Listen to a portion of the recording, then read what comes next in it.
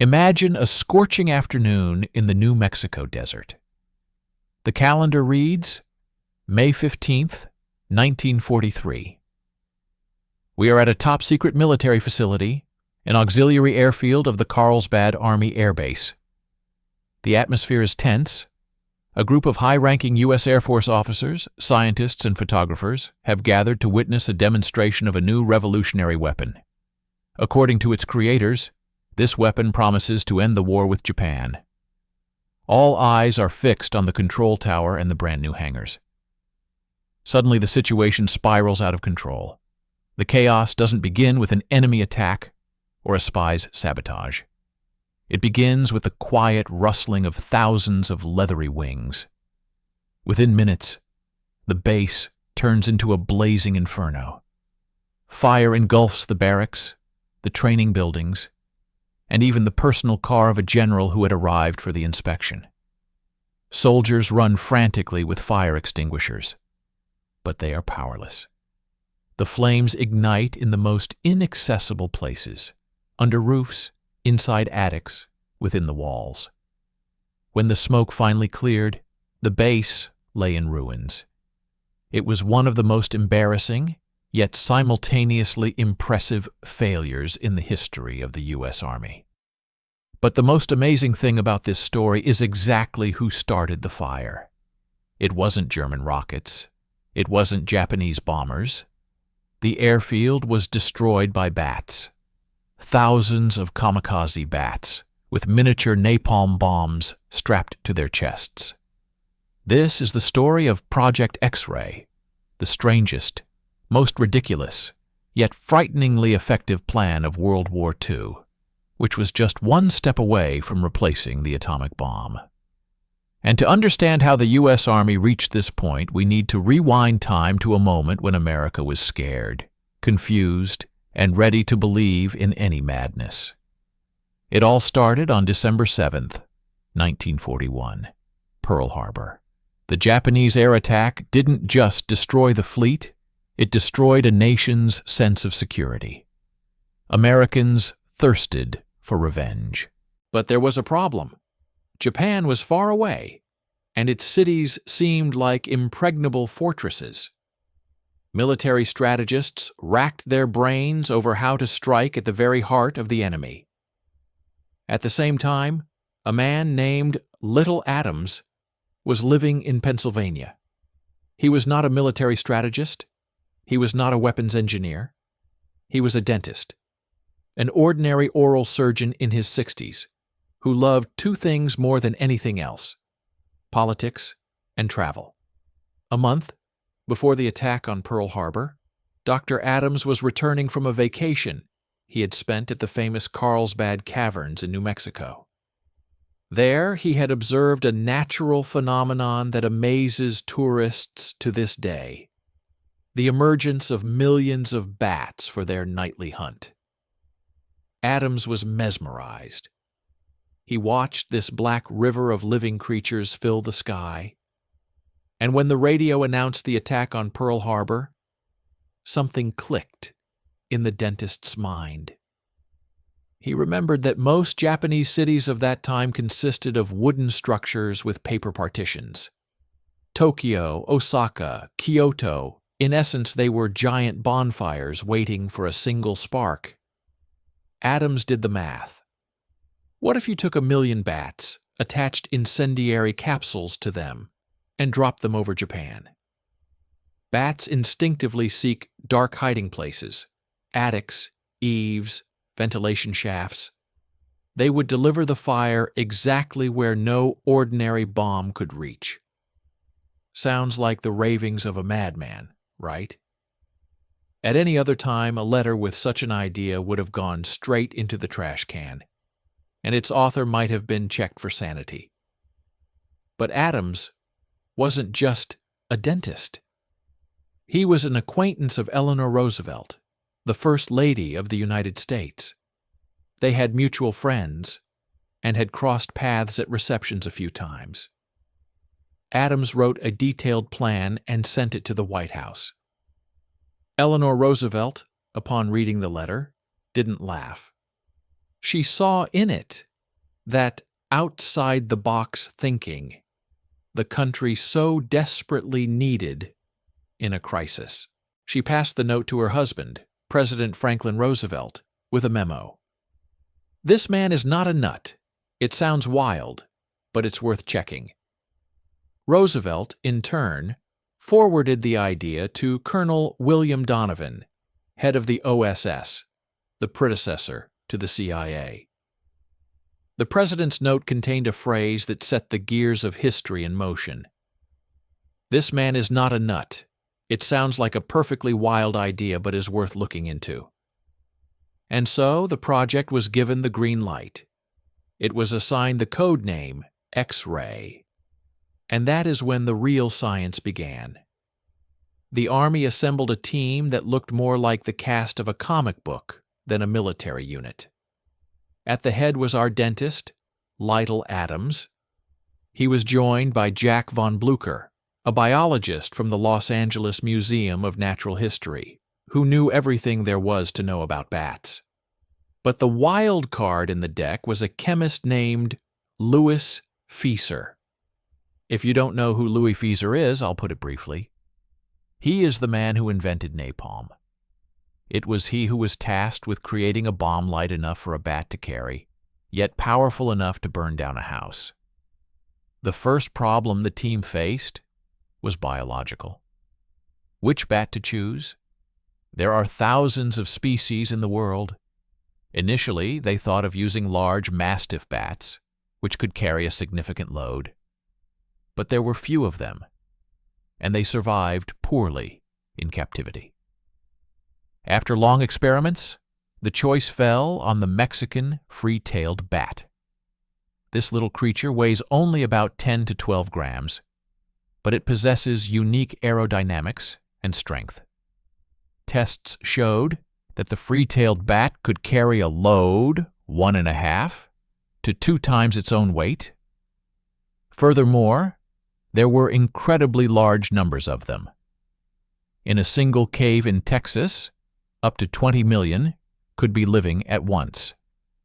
It was a ready-made, self-replenishing resource. The team went to the Texas caves to collect recruits. Picture this scene. U.S. Army soldiers and scientists in protective suits climbing into caves, knee-deep in guano, in an atmosphere of ammonia, trying to catch thousands of furious rodents with nets. The bats bit, scratched, and screeched. But that was only half the battle.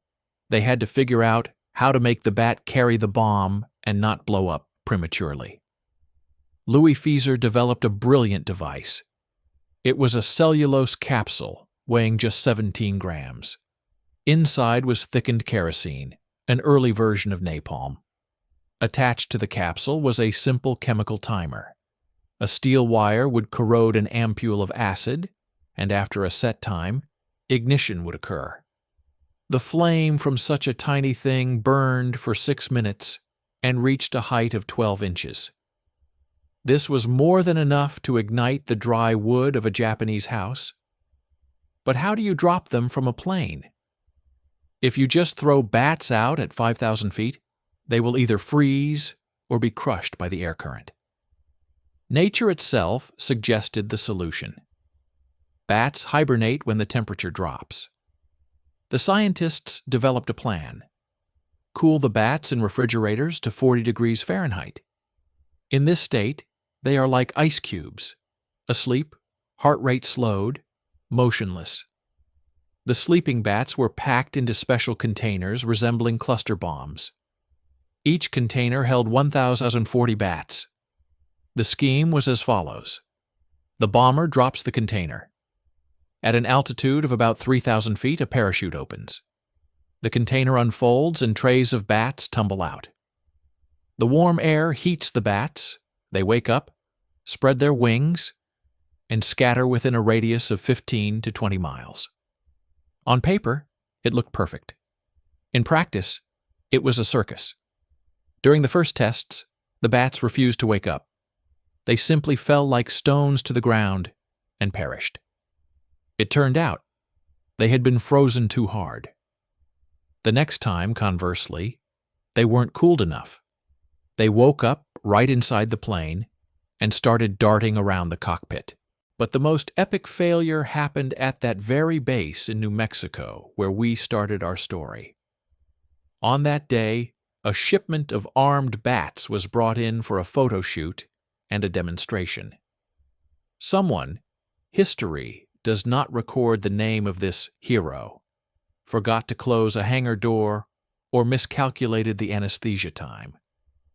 Because of the desert heat, the bats woke up before they could be loaded into the dummy bombs. Hundreds of bats with live charges broke free. They were terrified and sought dark places. And where is there shade on a military base in the desert? Correct. Under the eaves of buildings. The bats occupied attics, garages, and warehouses. A few minutes later, the chemical detonators triggered. The entire base erupted in flames in dozens of places simultaneously. The fire brigade was in shock. Just as they extinguished one spot, another fire would flare up under the roof of a neighboring building. On that day, everything burned down, including laboratories with valuable equipment. You might think this was the end. A total failure. A court-martial. But Dentist Adams and the colonel overseeing the project used this fact as proof of success.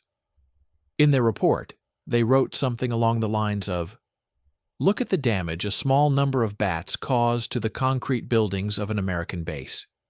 Imagine what they will do to a paper Tokyo." The argument worked. The project wasn't shut down. It was transferred to the Marine Corps. The Marines took the matter more seriously. In December 1943, at the Dugway Proving Ground in Utah, they built a precise replica of a Japanese village.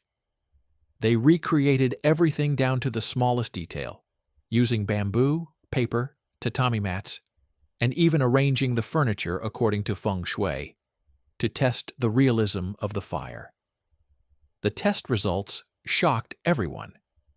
Standard incendiary bombs of that time were effective, but had low efficiency.